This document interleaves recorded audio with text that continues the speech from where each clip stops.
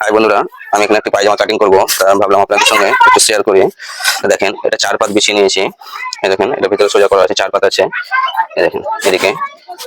আর এটা bell piece থেকে বার হয়েছিল, তার জন্য এটা বেল করবো। 8 ইঞ্চি কেটে নিয়েছি, এটা 6 ইঞ্চি থাকবে। ঠিক আছে, কাটিংটা কিভাবে করছি দেখেন, খুব সহজ নিয়মে। আপনিও দেখেও এটি শিখে যেতে পারবেন। প্রথমত এখানে যে সেলাই মার্জিন যাবে সেটি বাদ দিয়ে যে 6 ইঞ্চি এটা বলছে, এটাকে রেখে দেবেন 6। আর যে মাপটি আছে আমার 38.5, এই দাগটিকে মেনে নিলাম। এটিকে আগে থেকে সমান করে নেব। আর এখানে সেলাই মার্জিন নিয়ে নিলাম।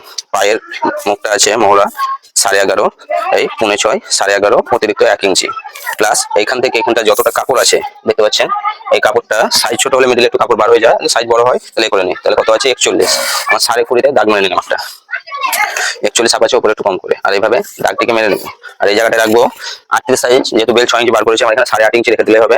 এখানে আবার বেল্টের পায়ের মহড়াটার পট্টি লাগবে, তার জন্য এখানে দেখেন এতটা বার হচ্ছে। এখানটা এইভাবে বার করে নিবো হালকা, এদিক থেকে এদিক থেকে। দেখেন এটা যদি 40 সাইজ হতো এটা বার হতো না, তো বার হয়ে গেল। কাটিংটা এবার কিভাবে করছি দেখেন। দেখেন প্রথমত এই সাইড থেকে ধরে এটা বার করে নেবো। আপনিও শিখে যাবেন, তাই যদি ভিডিওটা দেখে উপকৃত হয়, আপনি তো ফেসবুক থেকে দেখেন, অবশ্যই ফলো করে নেবেন। আর ইউটিউব থেকে দেখলে সাবস্ক্রাইবটা করে নেবেন এরকম ভিডিও পেতে।